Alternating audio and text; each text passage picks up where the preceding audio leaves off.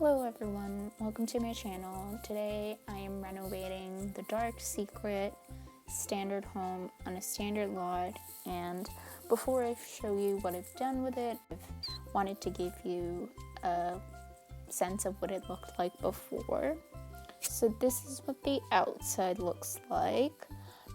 They don't have any windows, which I don't enjoy because it just gives a very plain look to the outside. I'm not too mad about the roof and the exterior wall. I think that's a good combination. The colors kind of make sense. I wish there was a little less texture involved, but let's get into it. Let's see what's on the inside.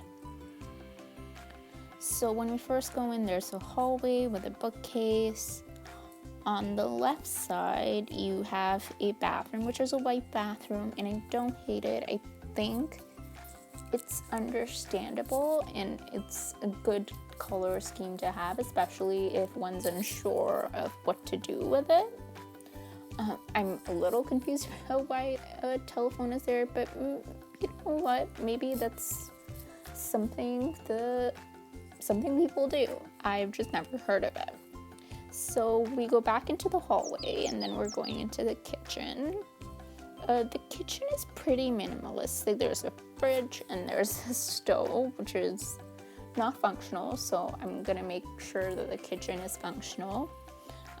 This is not where I kept the kitchen. I've turned this into a bedroom because it just makes more sense that way to me. And then we go back to the hallway and then we have the room here, which is a really big room and it's a decent size. Again, don't hate the color scheme. Maybe we could have done more with it, but it's understandable. It's a standard home. It's only 14 lifestyle points, so there's only so much they could have done with it. But all in all, not too bad. And then we go in, there's a hallway, which I'm supposing is the hallway to the secret room. They didn't really do anything. I think they could have done something with decorations, whatever, but it's okay, it's a choice. And then we're into the secret room. I'm assuming it's some sort of interrogation room because I can't really think of another purpose for this room. But I have not kept this home this way. There is no dark secret in my renovation. It's a nice one bedroom, and now I'm going to show what I've done with it. So here is what I've done with the house.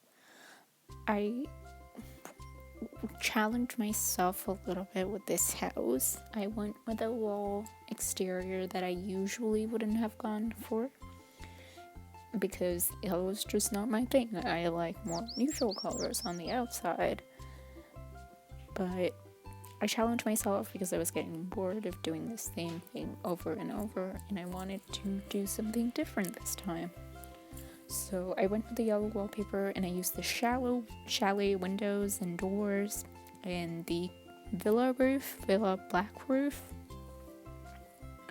I also put in a few palm trees because I thought it was a little, there was nothing there. I also added a patio, which we will tour later, and I also added garbage bins because I am trying to get rid of all my decorations. I have so many of them and it's slowing down my inventory. Whenever I click, there's always a lag, and I don't love that, so I'm trying to get rid of as many things as I can. So let's go inside. We first come in and there is a hallway where I've put in a little first aid box in case of emergencies, the whole getting rid of decorations as much as I can. And then we've got a little coat rack, which I would have put anyway, just because I think it's a handy thing to do, and I'm from Canada, so we always need a coat rack.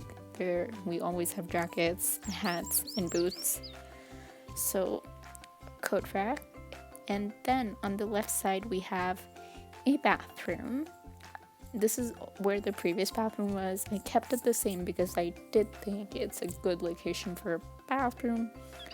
The guests can come in from there, and it's also accessible to this bedroom, so I think it's a good location. we've got this, I've used some of the spa furniture. I can't remember where I got the shower from, and I put in a dryer and washer just to make this house fully functional. You don't have to go outside to do your laundry, so I think that's a good thing. Then we go back out, and we have at the end, which was the kitchen and the dining room, we have the master bedroom. I'm saying the master like there's another bedroom, but there isn't. So I did a little feature wall with little plants and stuff. I thought it would give a little bit more color to the room. I went with a 4-poster bed and an ottoman at the end. I don't think it's supposed to be an ottoman, but I'm using it as one, and I think it looks lovely in here. I went with a little chandelier for the traditional vibes, and I also put in closets because I couldn't find another place to put them. I originally put them in the bathroom because that kind of makes sense. You take a shower and then you change, but then I also had to put the dryer somewhere. So the dryer and washer went in the bathroom. Then we go out and we see that where the original bedroom was, I put in a living room, and it's a little cute little room. I put in a wallpaper as a feature wall, which I think is cute, and then I went for mostly a gray color scheme, and I wanted to keep it as minimal as possible. So we've got a fireplace, and we've got like their morning newspaper and coffee, but it's a very relaxed room where you can just chill and hang out with friends.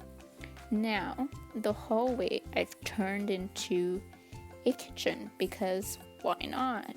It's a good place to put a kitchen.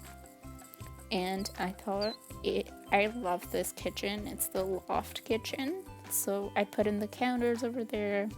I put in 2 stoves because one stove made it asymmetrical and I didn't have any other double stove that would go with it. So I just put 2 in and called it a day. And I also put in some herbs on top because again, I didn't have a double range over for the stove. So this is what it is. I put in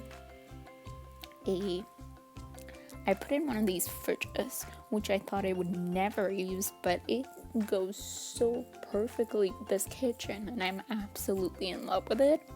I will recommend if you use this, do not put it next to the counters because it will look mismatched, but if you give it a little bit space, it looks perfect in the space.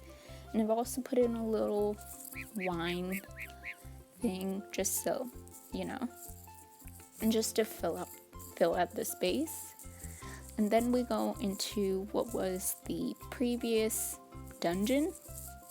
I don't know what other words to use. I did a feature wall again. I didn't do the entire room because that just made it look much smaller.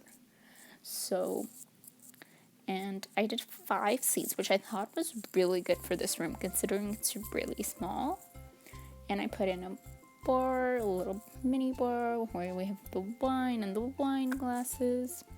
And I did this little light fixture because it's got, I don't know if you guys can see, but it's got little chains to it, which I think is a good,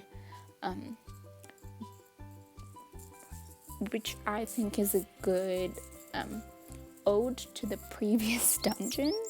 So I really love that. And now to the patio.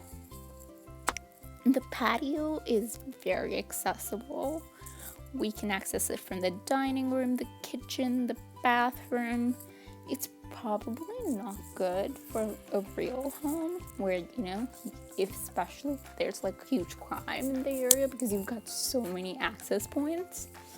But this is Sims, and at least in my Sim town, there are no robberies, so we're all good. I've put in a little barbecue, a little picnic mat, And I've also put in some extra dining spaces, so this house can easily entertain 9 people at a time. Some can sit inside, some can sit outside, so it holds in a lot of people, which I'm actually surprised by. And then we've got the little swing chair.